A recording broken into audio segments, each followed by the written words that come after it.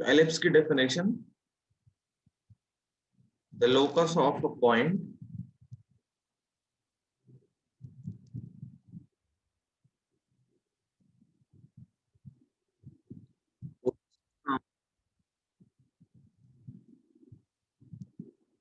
which sum of distances from two fixed points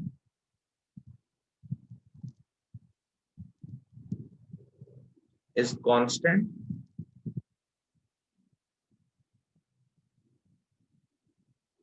called as ellipse. The locus of a point whose sum of distances from two fixed points is constant called as ellipse. Those fixed points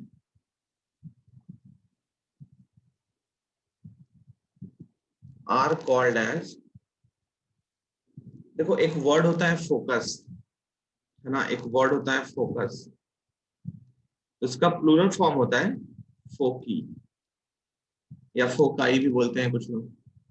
तो एक word होता है focus और उसका plural form होता है फोकी।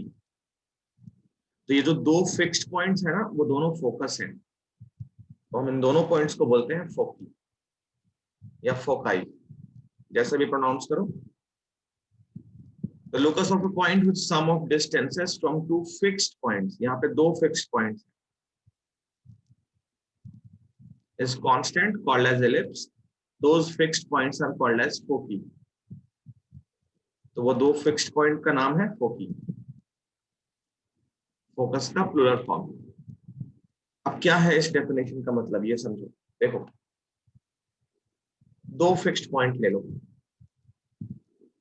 ये और ये दो फिक्स्ड पॉइंट ले लिया, फिक्स्ड पॉइंट F1, ये फिक्स्ड पॉइंट F2। अब एक पॉइंट को ऐसे मूव कराना है और पॉइंट पे कंडीशन लग गई, जैसे ये पॉइंट मान लो यहां पे रख दिया, तो इस पॉइंट, मूविंग पॉइंट है ये पॉइंट P मान लिया इसको, तो पॉइंट P का डिस्टेंस F1 से निकालो और F2 से निकालो। इस डिस्टेंस का सम, इस डिस्टेंस का सम ये कांस्टेंट रहना चाहिए। अब ये पॉइंट कहां कहां जा सकता है देखो, तो जो ये पाथ ट्रेस करेगा ना ये पॉइंट, इसी को बोलते हैं एलिप्स। जैसे यहां पे चला गया पॉइंट Q पॉइंट पे, तो QF1 और QF2 इन दोनों का सम क्या होना चाहिए, इक्वल होना चाहिए। और मूव करता हुआ यहां पहुंच गया R पे, तो RF1 प्लस RF2 ये इक्वल होना चाहिए। तो इस केस में PF1 plus PF2, QF1 plus QF2, RF1 plus RF2, ये सारे डिस्टेंसेस क्या होने चाहिए, इक्वल होने चाहिए। तो ये जो मूविंग पॉइंट जो पाथ ट्रेस करेगा, जो लोकस बनाएगा ना, वो लोकस है हमारा एलिप्स। तो ये एलिप्स होता है। डेफिनेशन क्लियर सबको? Yes sir. अब देखो एलिप्स को बनाने का तरीका क्या है, कैसे बनाते हैं, मतलब इसका कैसे रियल लाइफ में कैसे एलिप्स बना सकते हैं। क्या करो, समझना अच्छे से, कुछ पॉइंट्स कंसीडर करो। एक पॉइंट ये ले लो, दूसरा पॉइंट कहीं भी ले लो, कहीं भी रैंडम पॉइंट कहीं भी ले लो। सोचना बस इस एग्जांपल को।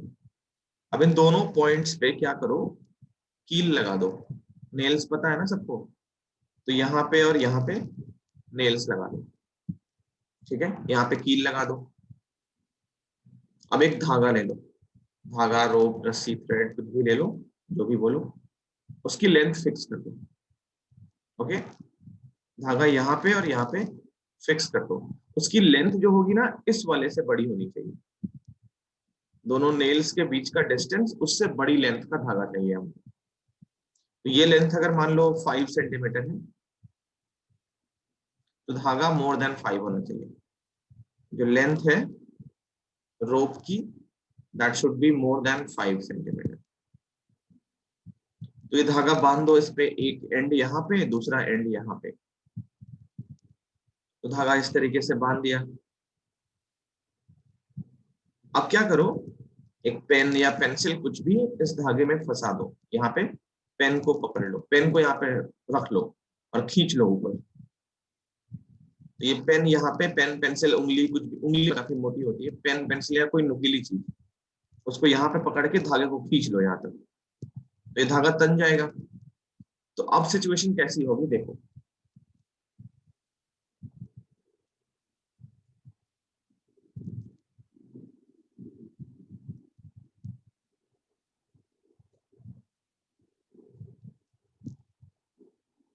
अब ये जो धागा है ना, वो बिल्कुल तन जाएगा। यहाँ पे हमारा पेन लगा हुआ है और ये धागा है, बिल्कुल तना हुआ होगा, कहीं भी कोई स्लैक नहीं होगा। अब इस पेन को पकड़ के घुमाओ जहां तक घुमा सकते हो। ये पेन कहाँ कहाँ घूम सकता है, यहाँ पेन है और ये कॉपी पेन पे हमने सारा कर रखा है। अब ये पेन कहाँ कहाँ घूम सकता है, तो ये पेन जो जो फिगर ट्रेस करेगा उसी फिगर को एलिप्स बोलेंगे, क्योंकि धागे की लेंथ तो फिक्स रहेगी। धागा का ये जो सम है धागे की लेंथ का, वो तो फिक्स रहेगा, वो तो चेंज करेगा नहीं, है ना। धागा अगर 5 से बड़ा है, मान लो 8 सेंटीमीटर का है, जैसे ये मान लो ए है, ये मान लो बी है, ये मान लो सी है, तो ए बी प्लस ए सी, ये अगर हमने 8 सेंटीमीटर लिया, ये मान लो धागा 8 सेंटीमीटर रहेगा, ये तो चेंज करेगा नहीं। ये इस तरीके बना सर तो मैं ये एग्जांपल बता रहा था, इसको देखो फिर से बता देता हूँ अगर सुनाई नहीं दिया किसी को। एलिप्स बनाने का तरीका बता रहा था, एलिप्स कैसे बनाते हैं। ओके, देखो क्या करो, ये बी और सी पॉइंट पे ना 2 कील लगा दो, नेल्स लगा दो वहां पे। ओके, यहाँ पे 2 नेल्स लगा दिया। एक धागा लेना है, तो उस धागे की लेंथ, मान लो बी और सी के बीच का डिस्टेंस 5 है, तो 5 से बड़ी लेंथ का कोई भी धागा ले लो, कोई रोप ले लो 5 से बड़ी लेंथ का। 8 का ले लिया मान लो। अब धागा धागा में ऐसे पेंसिल या पेन को लेके यहाँ पे ऐसे टाइट कर लो उस तरीके से। जैसे मान लो धागा यहाँ पे ऐसे है, अब यहाँ पे पेन को एंटर करो और इसको पकड़ के खींच लो ऐसे, तो धागा क्या होगा, दोनों तरफ से बहुत तन जाएगा, ये सिचुएशन आ जाएगी। अब इस पेन को मूव कराना है, ऊपर खींचते हुए पेन को मूव कराओ, इमेजिन करो सिचुएशन को इसको पकड़ के ऐसे खींचो और पेन को मूव कराओ, तो पेन जिस पाथ पे मूव करेगा वो पाथ एलिप्स है। क्योंकि क्या होगा, ये जो धागे की लेंथ है ना, इन दोनों का सम वो कभी चेंज नहीं करेगा ना, उससे ज्यादा कर पाओगे, कम तो कर सकते हो बट करना मत, क्योंकि कम तो कर सकते हो, इस ए को नीचे लाके धागे में थोड़ा स्लैक रहे इसी तरीके से, फिर रोटेट नहीं कर पाओगे, जब तक ये पूरा तना हुआ नहीं रहेगा रोटेट नहीं कर पाओगे। तो ये कंडीशन है, इसको खींचते हुए इस तरीके से रोटेट करो, तो जो पाथ ट्रेस होगा वो पाथ है एलिप्स, ठीक है, क्योंकि धागे की लेंथ कभी भी कम नहीं होगी। तो यहाँ पे हमने एक चीज सीखी, जो ट्रायंगल फॉर्म हो रहा है किसी भी सिचुएशन में, पॉइंट ए कहीं पे भी हो, किसी भी सिचुएशन में एक ट्रायंगल फॉर्म हो जाएगा। तो ट्रायंगल में 2 साइड्स का सम वैसे भी थर्ड के बड़ा होना चाहिए, तो ये वही सिचुएशन है। पॉइंट मान लो यहाँ पे हो गया, धागा के साथ पेन जो है वो मूव किया, मान लो पॉइंट पी पे पहुंच गए, तो P B plus P C, ये बी सी से बड़ा होना चाहिए। बहुत ही ऑब्वियस है ये, sum of 2 sides always more than third side, तो ये वाली बात है। अब एलिप्स में जो इंपॉर्टेंट फीचर्स होते हैं वो क्या क्या होते हैं वो समझना है आपको, ये पहले नोट डाउन करो जल्दी से।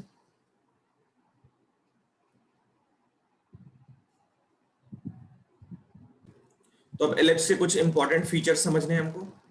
देखो मैं एक मेन एलिप्स का फिगर बनाता हूँ, फिर फोकस क्या होता है, वर्टेक्स क्या होता है, वो सब चीजें क्या होती है वो समझ लेते हैं, फिर उनको निकालने का तरीका सीखेंगे, फिर कितने टाइप्स के एलिप्स होते हैं वो सब सीखेंगे, फिर एक्सरसाइज में चलेंगे। तो आज और कल हमारा शायद कॉन्सेप्ट में जाएगा। अब देखो तो एक एलिप्स का डायग्राम बनाते हैं।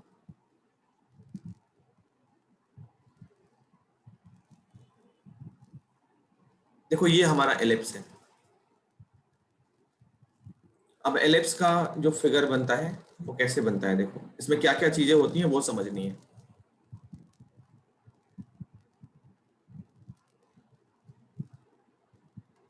बहुत इंपॉर्टेंट फिगर है ये, और एनसीईआरटी में जो दिया है ना वो बहुत ही कम दिया है। तो एलिप्स के केस में हम भी एनसीईआरटी फॉलो करेंगे। हालांकि इसमें आगे जाएं तो बहुत बड़ी बड़ी चीजें कर सकते हैं, बट वो अभी तुम काफी कंफ्यूज हो गए। जैसे पैराबोला में हम लोग काफी आगे भी गए थे, ऐसे इंक्लाइंड पैराबोला भी देखे थे। सिलेबस में याद रखना सिर्फ यही चार केसेस हैं, right handed parabola, left handed parabola, upward parabola और डाउनवर्ड पैराबोला। और इन चारों में वर्टेक्स जो है वो ओरिजिन होना चाहिए। सिलेबस में सिर्फ यही पैराबोला है जो मैंने करा रखा है ना, इंक्लाइंड पैराबोला इस तरीके से, वो सारे सिलेबस में नहीं है। ये सब एक्स्ट्रा नॉलेज है, ठीक है, ये सब एक्स्ट्रा नॉलेज है, इस पे एग्जाम में तैयारी नहीं करोगे इसकी। यही चार केसेस, मतलब एनसीईआरटी में जो क्वेश्चन दिए हैं उसी टाइप के क्वेश्चंस करने हैं। यही चार केसेस, और चारों में जो उसका वर्टेक्स है वो ओरिजिन होना चाहिए। तो इसमें भी बहुत सारी चीजें हैं। एनसीईआरटी में सिर्फ ये केस दिया है, इंपॉर्टेंट केस जो है स्टैंडर्ड पैराबोला, बाकी सारे केसेस एनसीईआरटी में नहीं दिया है। तो जो सिलेबस में नहीं है उस पर हम अभी नहीं कुछ भी नहीं करेंगे अभी, ठीक है, क्योंकि फिर कंफ्यूजन बढ़ जाएगी उससे। अब यहाँ देखो, ये हमारा एलिप्स है, ये बहुत ध्यान से समझोगे। ए बी, ये मान लिया पी क्यू, ये पॉइंट है सी। इंपॉर्टेंट बातें होती हैं एलिप्स में, क्या क्या होती है इधर लिखते चलेंगे। इंपॉर्टेंट टर्म्स होते हैं जो हमको क्वेश्चंस में निकालना पड़ता है। सबसे पहली चीज, इसमें फोकस नहीं होता है, इसमें फोकी होता है। फोकस अगर एक हो तो उसको फोकस बोलते हैं। फोकस का प्लूरल फॉर्म क्या होता है, फोकी या फोकाई। तो यहां पे होता है फोकी, मतलब दो फोकस होते हैं इसके। एक फोकस ये पॉइंट मान लिया, और एक इधर भी होता है फोकस। जहां पे नेल्स लगाए थे ना, उन दोनों पॉइंट्स को फोकस बोलते हैं। तो यहाँ पे फोकस है F1 and F2। Number 2, ellipse में देखो दो एक्सिस होती है। एलिप्स में दो एक्सिस होती है, एक ये ए बी है और दूसरी पी क्यू है। तो जो बड़ी वाली एक्सिस है, ये फिगर देख के एकदम क्लियर पता चल जाता है कौन सी एक्सिस बड़ी है। दोनों एक्सिस आपस में परपेंडिकुलर होती है। तो जो एक्सिस बड़ी है ए बी, उसको बोलते हैं मेजर एक्सिस।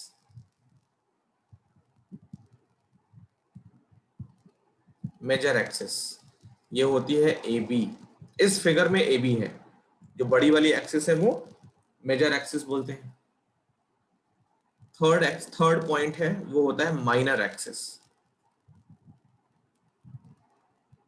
अभी लिखोगे नहीं, बस चुपचाप सुनोगे और फिगर को देख के मैच करोगे, वो चीज समझ में आ रही है कि नहीं बता देना। तो एक होती है मेजर एक्सिस, दूसरी होती है माइनर एक्सिस। इस फिगर में माइनर एक्सिस क्या है, पी क्यू। ये दोनों एक्सिस जहां पे मीट करती है, ये दोनों एक्सिस जहां पे मीट करती है वो होता है सेंटर ऑफ एलिप्स। दोनों एक्सिस जहां पे मीट करती है वो सेंटर ऑफ एलिप्स होता है। इस फिगर में सेंटर है सी, कैपिटल सी, कैपिटल सी।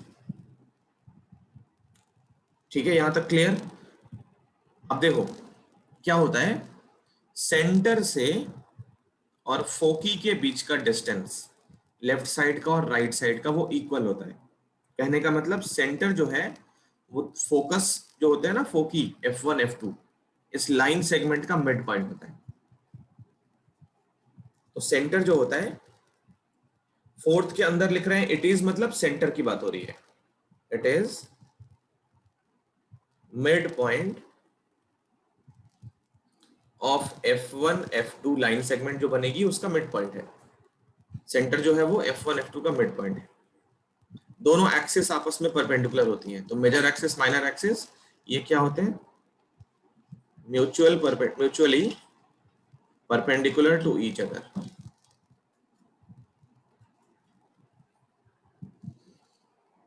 अब अगर ये मिड पॉइंट है, कहने का मतलब CF1 और CF2 ये इक्वल होंगे,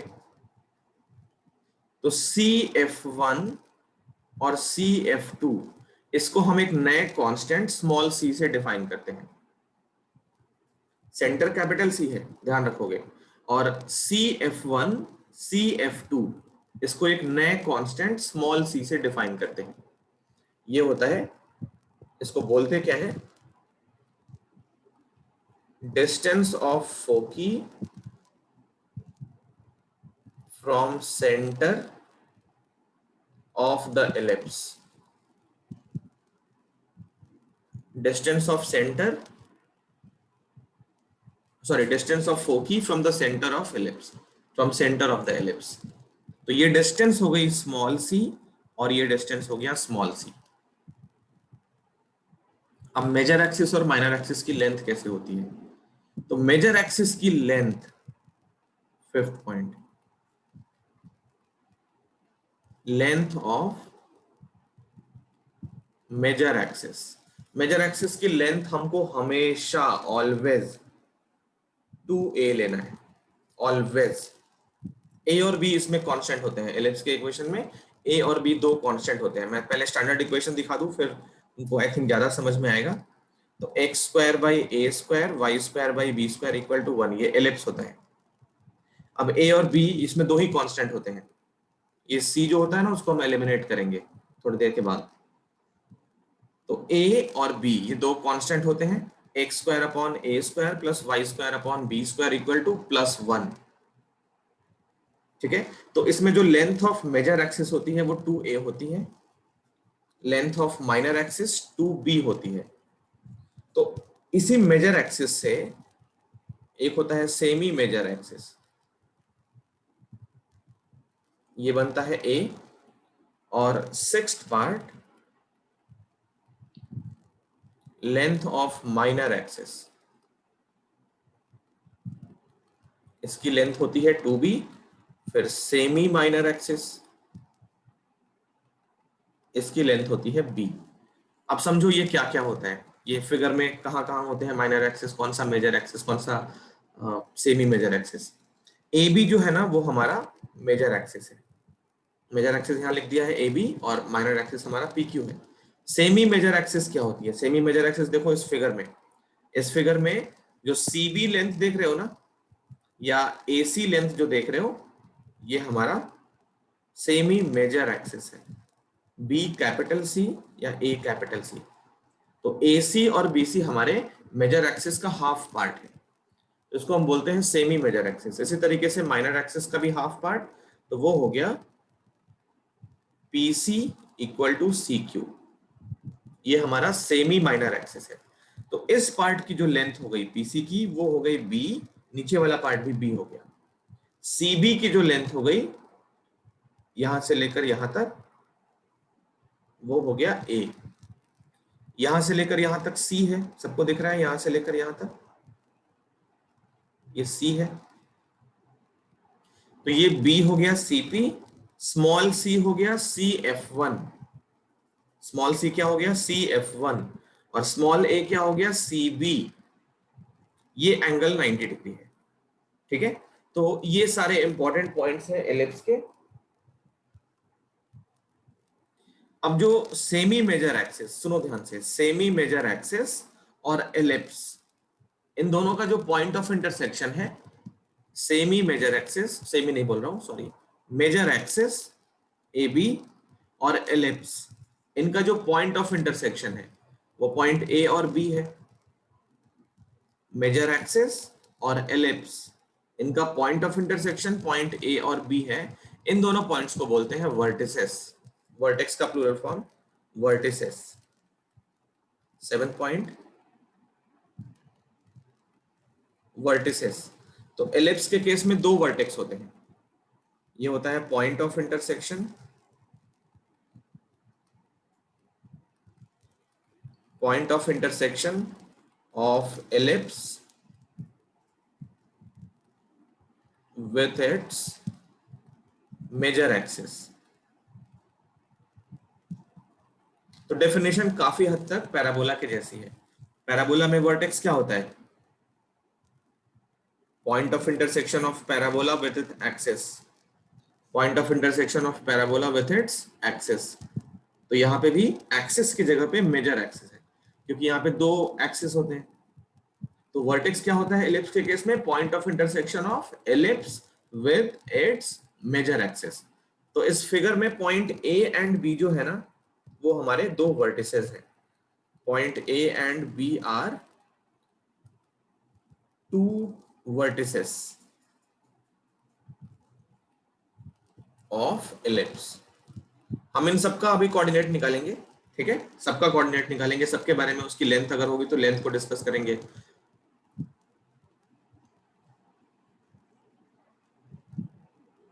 तो अब देखो, कुछ रिलेशन होते हैं जो बहुत ज्यादा इंपॉर्टेंट है। तो पहला हम निकालते हैं रिलेशन बिटवीन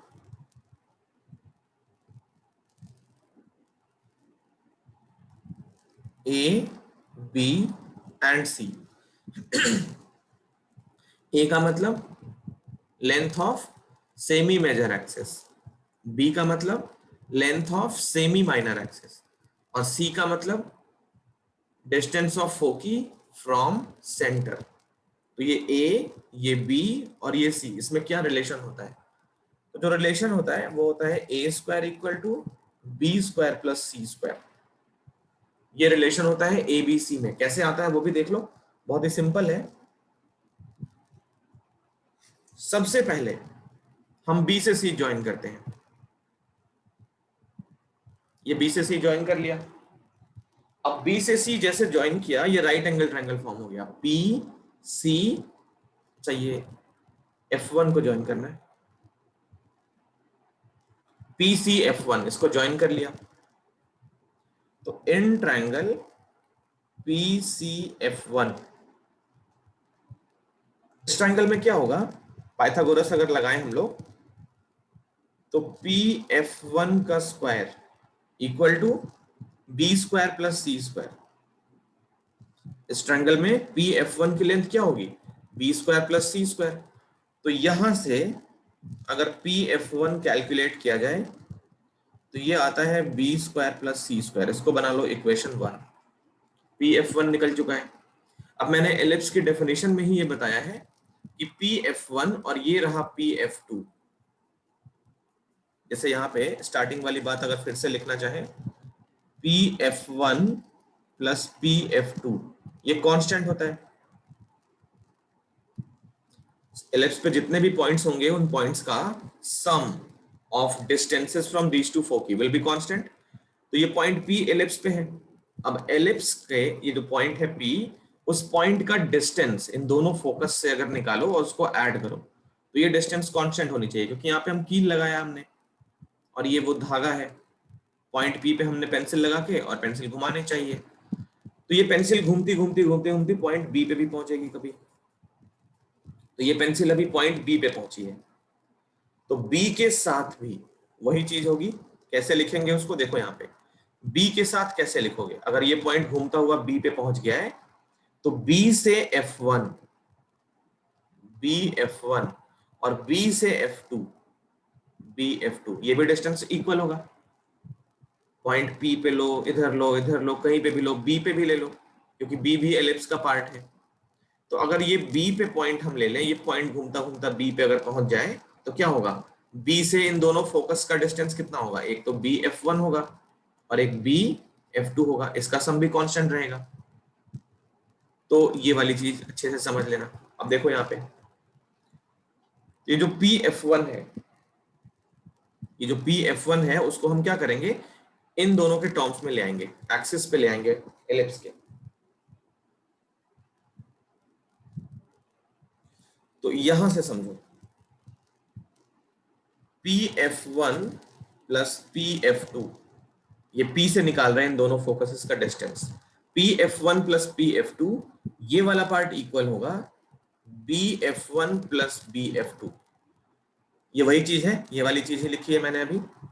देखते रहना। तो यहां से इन BF1 और BF2 को चेंज करना है हमको। LHS पार्ट अभी छोड़ दो। देखो BF1 जो होगा वो समझना अच्छे से, BF1 जो होगा अच्छे से समझना। यहां पे ये जो लेंथ है वो हमको चाहिए। अब मैंने ये बताया CB की लेंथ है स्मॉल a, यहां देखो ये है, और CF1 की लेंथ है स्मॉल c। तो BF1 जो लिखेंगे वो लिखेंगे CB माइनस CF1। और BF2 कैसे लिखोगे फिर? BF2 यहां से लेकर यहां तक की लेंथ, तो BF2 होगा BC प्लस CF2। ये हो गया BC प्लस CF2। तो CB हो गया A minus small c plus A minus small c। CF1 CF2 हमारे इक्वल है, स्मॉल c इधर भी है इधर भी है, तो ये c से c कैंसिल, ये बन गया 2A। ठीक है, ये बन गया 2A।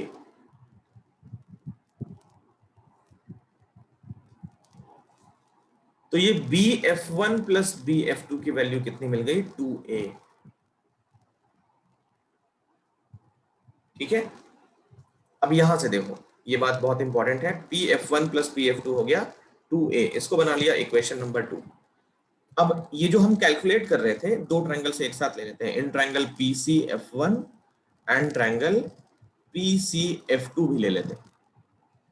जिस तरीके से इस वाले ट्रायंगल में हमारा PF1 कितना मिला है? B square plus C square का अंडर रूट मिला है, उसी तरीके से बगल वाले ट्रायंगल में भी ये भी राइट एंगल ट्रायंगल है, तो PF2 कितना मिलेगा वहां पे?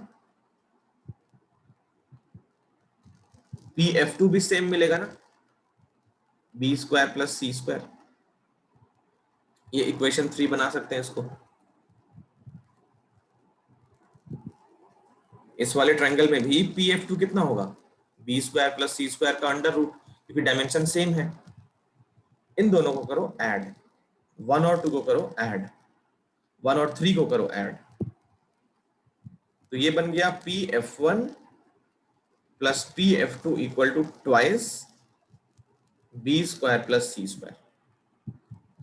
इसको कर लिया fourth equation.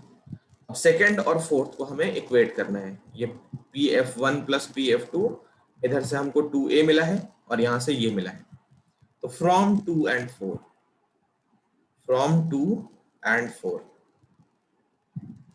2 under root B square plus C square equal to 2A, दोनों इक्वेट कर लिया।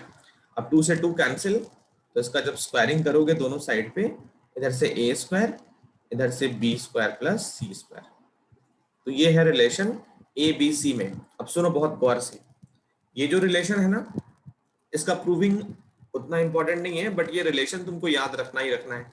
कोई रास्ता नहीं है, अगर रिलेशन याद नहीं रखोगे तो एलिप्स का एक भी क्वेश्चन सॉल्व नहीं कर पाओगे। ये बहुत ज्यादा इंपॉर्टेंट रिलेशन है, मोस्ट इंपॉर्टेंट रिलेशन, ये बहुत ज्यादा इंपॉर्टेंट है। ये कहां पे यूज करते हैं? It is use to find eccentricity. Parabola पे हमने इसेंट्रिसिटी पे एक भी क्वेश्चन नहीं किया, क्योंकि उसका इसेंट्रिसिटी 1 होता है। It is use to find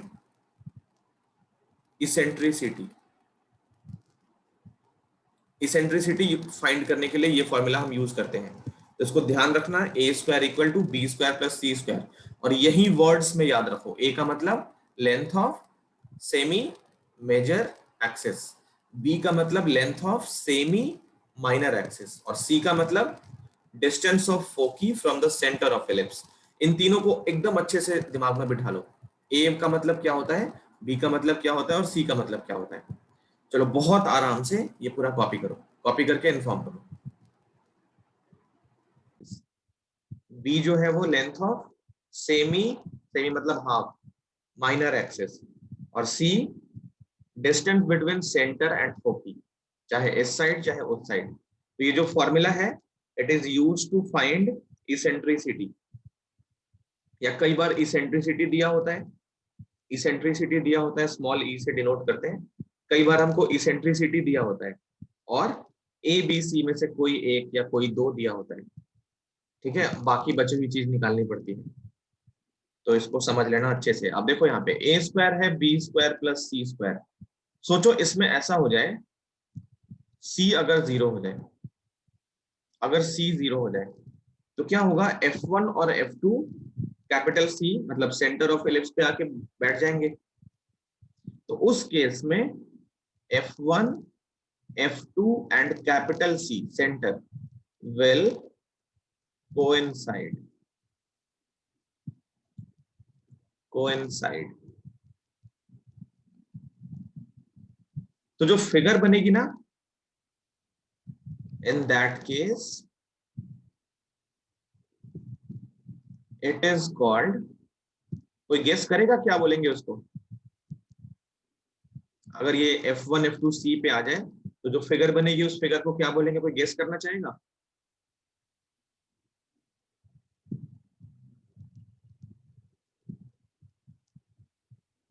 बोलो। Sir circle. साफ बोलो, कौन बोल रहा है?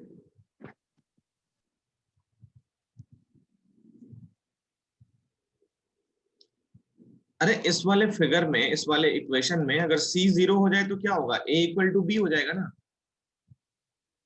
अब फिगर में देखो ना, अगर ए और बी दोनों इक्वल हो जाए, ये बी है, ये ए है, ये सेंटर है, तो क्या हो जाएगा फिगर का नाम? गीतन,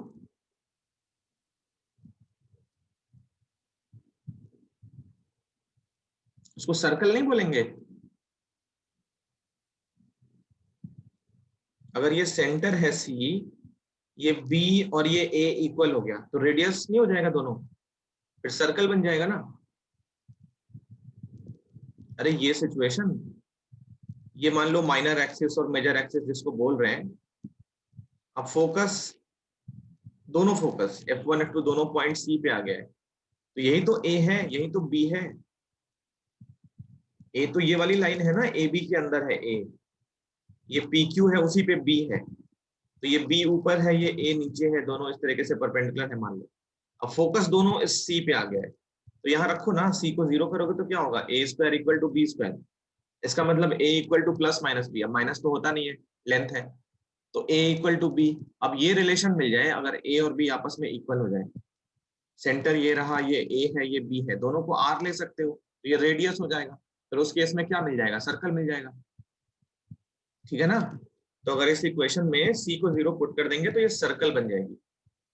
तो इसीलिए कई बार सर्कल को लिमिटिंग कंडीशन ऑफ एलिप्स बोलते हैं। Limiting condition, limiting condition, limit हमारा नेक्स्ट टॉपिक है। जैसे इसी इक्वेशन में A square equal to B square plus C square, और इसमें अगर हम limit C equal to zero लगा दें, देखो मैं समझा देता हूं क्या लिखना है। लिमिट हम अगला चैप्टर वही पढ़ेंगे, तो ये मान लो लिमिट इस तरीके से लिखी जाती है, L T C tends to zero. L T भी लिखा जाता है और एल आई एम भी कुछ लोग लिखते हैं, limit C tends to zero. इसका कहने का मतलब यह है कि आगे जो भी लिखेंगे उसमें सी हमको जीरो की तरफ पहुंचाना है, सी जीरो टेंड कराना है। ठीक है? तो L T C tends to zero मतलब बोलते हैं limit C tends to zero, ये भी वही है, limit C tends to zero. तो अगर इस वाले में A square equal to B square plus C square में अगर हम सी को जीरो बना दें तो ए स्क्वायर इक्वल टू बी हो जाएगा, A square equal to B square that is A equal to B बन जाएगा। तो यही कंडीशन है, सर्कल कब एलिप्स बनाई जा सकती है, सर्कल कब एलिप्स बन सकता है। तो सर्कल एलिप्स कब बन सकता है? अगर फोकस, दोनों के दोनों फोकस मतलब फोकी सेंटर पे कोइंसाइड करा दें तो वो सर्कल बन जाता है। तो सर्कल को लिमिटिंग केस ऑफ एलिप्स भी बोला जाता है, इसी रीजन की वजह से। तो ये भी नोट कर लो जल्दी से। लिमिट को लेके परेशान मत होना, अगला चैप्टर हमारा लिमिट एंड डेरिवेटिव डिफरेंशिएशन है, तो ये लिमिट हम समझाएंगे। तो बस पहले कॉपी करो, जल्दी से कॉपी करो तो।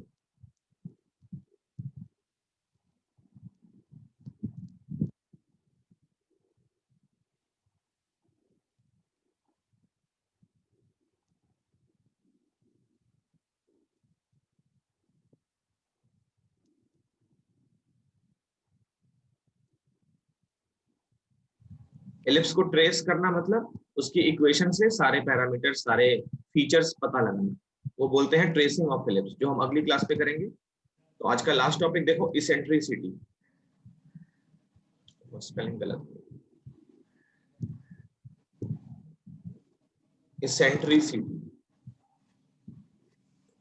सेंट्रिसिटी, इसको स्मॉल ई से डिनोट करते हैं, ठीक है, इसेंट्रिसिटी। समझना ये क्या होती है।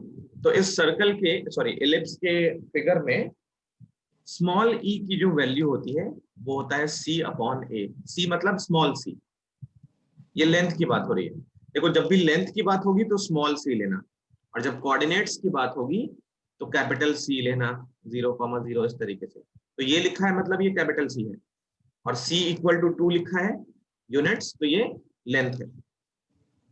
तो इसेंट्रिसिटी का जो फॉर्मूला होता है वो होता है c अपॉन ए, ठीक है। अब देखो c और a में क्या रिलेशन हमने निकाला यहाँ से, तो यहाँ से c फाइंड कर सकते हैं, देखते रहना। c यहाँ से फाइंड करोगे तो क्या आएगा, अब डायरेक्टली देखो, बच्चे तो हो नहीं, तो इसलिए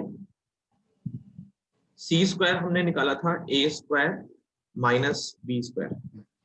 सी स्क्वायर यहाँ से क्या होगा, A square minus B square, तो सी की वैल्यू होगी under root of A square minus B square. तो इसेंट्रिसिटी का फॉर्मूला ये बन गया A square minus B square upon A. एक तो ये फॉर्मूला बहुत फेमस है, और दूसरा फॉर्मूला इसेंट्रिसिटी का ये भी फेमस है। इसी को हम लेके आते हैं, जैसे इसको देखो, आगे अगर प्रोसीड करें इसी लाइन को, तो ए रूट के बाहर है, देख रहे हो ना। अब इस ए को रूट के अंदर अगर ले जाना है तो वो स्क्वायर बन के अंदर जाता है, ये भी हो सकता है ना। अगर ए रूट के बाहर है तो रूट के अंदर ले जाना है तो स्क्वायर करके ले जाएंगे। जैसे √5 है, जैसे केवल मान लो 5 है, ये मान लो 5 है, इसको रूट बनाना है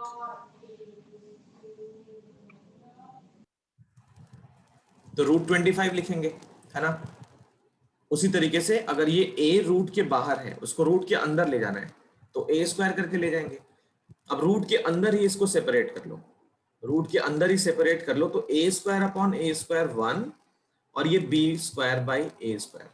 तो एलिप्स का इसेंट्रिसिटी, ये फॉर्मूला भी बहुत फेमस है। इसेंट्रिसिटी निकालने का एक फॉर्मूला ये हो गया, दूसरा फॉर्मूला ये हो गया, तुम्हें जैसी मर्जी वो फॉर्मूला यूज कर सकते हो। तो ये दोनों फॉर्मूले हमारे एलिप्स के इसेंट्रिसिटी के हो गए, ये भी लिखना है। अच्छा, इसके बाद जो हमारा टॉपिक होगा वो हाइपरबोला होगा। तो हाइपरबोला में हम क्या करेंगे ना, एलिप्स में बहुत मेहनत से सारे कॉन्सेप्ट सीख लेंगे, एलिप्स के सारे कॉन्सेप्ट हम बहुत मेहनत से सीख लेंगे। हाइपरबोला में हमको सिर्फ थोड़ा थोड़ा चेंज करना है, इन सारे फॉर्मूले में हल्का हल्का चेंज करना है। हाइपरबोला और एलिप्स में क्या डिफरेंस होता है, तो उसका इक्वेशन में दिखाता हूँ, फिर तुम्हें लग जाएगा कितनी सिमिलरिटी है। मतलब बहुत ही कम डिफरेंस है, बहुत ही कम डिफरेंस, एकदम नाम मात्र का। तो हम कॉन्सेप्ट अभी अच्छे से पढ़ लेते हैं, हाइपरबोला जब पढ़ेंगे ना अगला टॉपिक, तो बहुत ज्यादा इजी पड़ेगा, ठीक है। तो देखो, हाइपरबोला और एलिप्स में क्या डिफरेंस होता है। एलिप्स का इक्वेशन होता है x square upon a square, y square upon b square equal to 1, ये एलिप्स है। और हाइपरबोला होता है x square upon a square minus y square upon b square equal to 1, ये हाइपरबोला है, और ये हमारा एलिप्स है। तो बस यही इक्वेशन का डिफरेंस है, हल्के हल्के चेंजेस करने पड़ते हैं। एसेंट्रिसिटी की बात कर लें तो पैराबोला में इसेंट्रिसिटी हमारा 1 था, इसलिए हमने उसको उतना फोकस नहीं किया। एलिप्स में हमारी इसेंट्रिसिटी लेस देन 1 होती है, और हाइपरबोला की इसेंट्रिसिटी याद है किसी को, मैं पहले बता चुका हूं, greater than 1। Yes, more than 1। तो यहां देखो, ऐसे भी अगर इसेंट्रिसिटी हमारा c अपॉन ए है, इसेंट्रिसिटी अगर c अपॉन ए है तो c तो a से छोटा ही है कि नहीं। CF1 और CB दोनों में बड़ा कौन सा है, a बड़ा है ना। तो c छोटा है और a बड़ा है, तो ये तो ऑब्वियस है, c by A less than 1 ही आएगा। तो e जो है वो लेस देन 1, या फिर that is c always always less than a होगी। ये बहुत पक्की बात है, बहुत ही ऑब्वियस रिजल्ट है ये। तो इसेंट्रिसिटी एलिप्स के लिए लेस देन 1 आती है, मतलब c की लेंथ जो होती है वो a से छोटी आती है। तो यहाँ तक कॉपी कर लो, आज हम यहीं पे स्टॉप कर रहे हैं। अगली क्लास पे हम इलिप्स को ट्रेस करेंगे, जैसे इस इलिप्स में वर्टेक्स कहाँ पे है, फोकस कहाँ पे है, लैटिस रेक्टम क्या है, डबल ऑर्डिनेट क्या है, ये सब हम अगली क्लास पे ट्रेस करेंगे।